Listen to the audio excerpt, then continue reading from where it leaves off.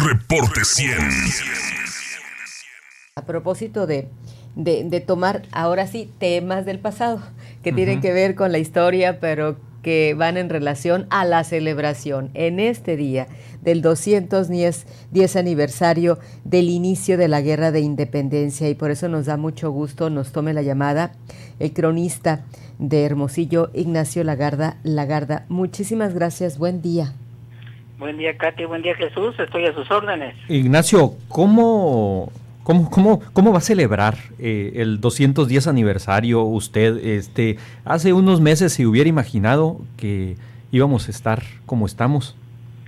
Hace unos meses yo había pensado que a mis 60 años ya había visto todo en este mundo, pero hace 6 meses que estoy encerrado en mi casa y voy a celebrarlo desde mi sillón, viéndolo por televisión, sin pueblo en el Zócalo y sin pueblo en la Plaza Zaragoza. Y esta celebración tan atípica, digamos, tan distinta, ¿nos lleva a reflexionar en qué?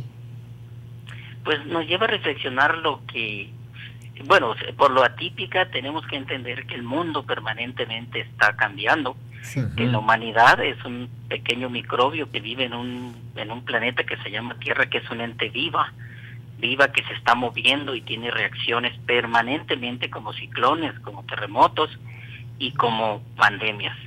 Creo que tenemos que reflexionar que la Tierra está reaccionando a lo que la humanidad está haciendo sobre ella, y creo que en este momento se llama contaminación, que es el cambio climático, y son estos microorganismos que están apareciendo que no sabíamos ni nos imaginábamos que existían.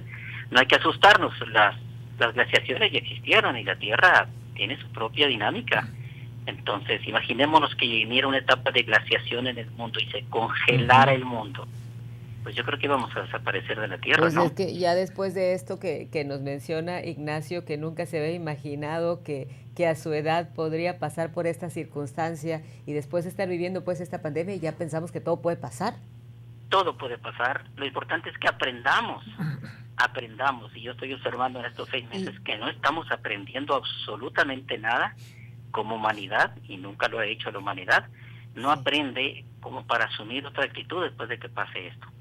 El ser humano sigue siendo aquí a nivel local en nuestro mundo, las fiestas, las reuniones, la gente parece que no existe y no existió el virus, a pesar de que se están cayendo muertos todos los días, parientes, amigos y conocidos.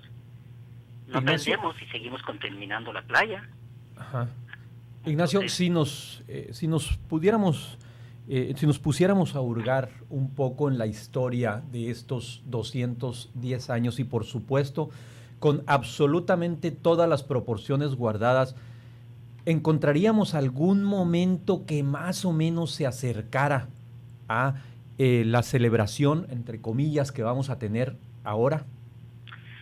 yo creo y supongo, pero no hay registros, y no he encontrado registros de eso, que durante la Revolución Mexicana, que duró como 20 años todo este proceso de guerra, 10 años, 11 años, como la independencia también duró 11 años, no se celebraron estos eventos tampoco. No había tiempo de eso, estábamos en guerra durante 11 años, y creo que no se festejó la celebración del inicio de la independencia en esa época. Solamente en esa época, después de que iniciaron los festejos, las celebraciones en la época del Porfiriato, finales de 1800, del siglo XIX. De lo que llevó al movimiento de independencia, si nos recuerda, ¿qué permanece? Porque hubo cosas que pareciera que no cambiaron. Yo digo que lo que permanece después de que se firmó la Guerra de Independencia en 1821 fue que los mexicanos nunca nos dimos cuenta y no nos dimos cuenta que somos un país soberano, un Estado, nación libre, independiente, y seguimos con las mismas pugnas que empezaron en 1821. Y se llaman, no es porque está repitiendo un estribillo que está muy de moda ahorita, es liberales y conservadores. Nos llevó todo el siglo XIX peleando unos contra otros. Liberales contra conservadores, centralistas contra federalistas, yorquinos contra escoceses, visiones diferentes, y no entendimos cómo íbamos a hacer como país, como Estado-nación, hasta 1857, que tuvimos la última penúltima constitución, y seguimos luchando, juaristas contra imperialistas, y tuvimos un imperio, hasta que vino un presidente militar, como fue Porfirio Díaz, se estableció, digamos que una estabilidad republicana de 30 años, que se convirtió en dictadura. Hicimos otra revolución, que ahora fue guerra interna, y empezamos de nuevo. Seguimos peleando, estos contra aquellos, liberales, conservadores, ahora pongámosles nombre, izquierdistas contra derechistas, priistas contra panistas, y estamos en este momento otra vez, seguimos igual, liberales contra conservadores. Esa es la noción de independencia. Esa es la noción de independencia que tenemos los mexicanos, Ignacio. Que a veces no lo entendemos como patriotas, sino como una libertad para opinar. Y la palabra opinar es muy peligrosa, porque la palabra opinión no tiene fundamento científico, no tiene su fundamento histórico, no tiene su fundamento académico, y nos sentimos capaces de opinar así nomás, basados en viendo por la mirilla de la chapa de la puerta de la historia, nada más, un puntito, un orificio por donde vemos el pasado, y no lo vemos de manera amplia, integral, y explicándonos a qué se debe y a qué se debió lo que pasaba antes, y sigue pasando ahora. Insisto, no hemos aprendido y seguimos sin aprender. El entorno que ocurría en ese entonces en nuestro país, recuerdo en una ocasión en una conversación con historiadores, y mencionaban que llevó al movimiento de independencia no solo el hecho de independizarse de un país, sino las circunstancias a las que se estaban enfrentando, de condiciones pues de injusticia o de diferencias en cuestiones de clases que había con los mexicanos, de cómo los muy pobres, de las condiciones de cosas que no tenían, las circunstancias tan en las que habían caído, de explotación, de esclavitud, aunque ahora ya es otro el nombre, ya no es esclavitud, pero cómo hay cosas que se parecen pues de la situación de los propios, pues, posteriormente cuando vino la revolución, la situación de los mineros, es decir, una serie de cosas que pareciera que ahí se quedaron y que solo han venido a complementarse. Y en ese entonces le preguntaba a estos historiadores si estas circunstancias son similares, que si las trasladamos a la actualidad siguen ocurriendo, ¿qué cambió para que se siga aguantando esas diferencias sociales o esas diferencias económicas? Y recuerdo que nos decían, es que se crearon instituciones. Eso fue, bueno, la injusticia, las castas y todo esto que acabas de mencionar, se formaron en esta época colonial, brutal, que pues llegó un momento que ya era insoportable, y una circunstancia en España, una invasión francesa, dio lugar a ver si nos liberábamos.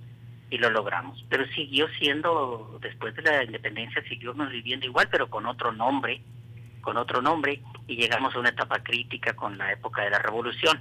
Cuando triunfó la revolución, pues el país desde 1821 venía hecho pedazos en todos los sentidos, y los revolucionarios, sobre todo los sonorenses que triunfaron en la revolución, crearon lo que se llaman las instituciones.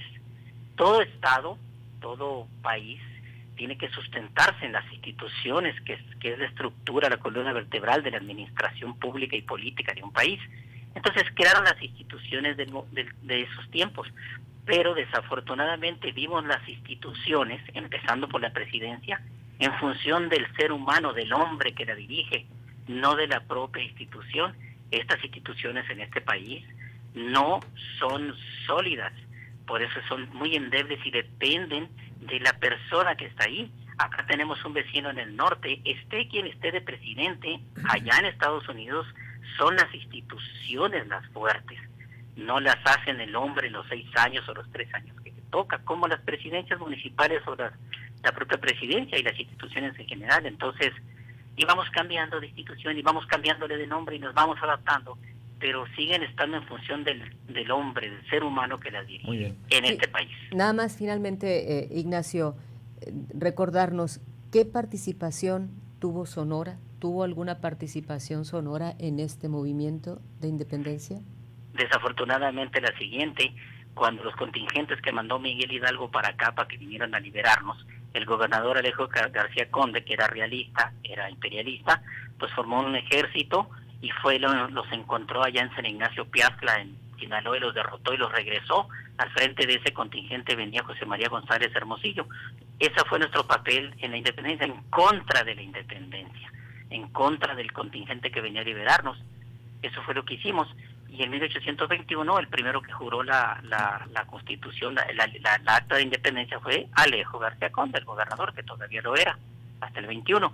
Entonces no es muy gloriosa la participación de Sonora en la independencia. Lo único que obtuvimos es que a ese insurgente que vino para acá y que se regresó a Jalisco y duró 8 años peleando con la independencia, González Hermosillo, pues cuando terminó todo, en honor a sus grandes glorias y batallas, le dieron su nombre a la villa del Pitic, Hermosillo.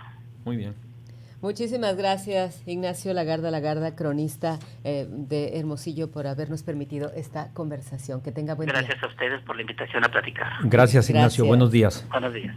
Reporte 100.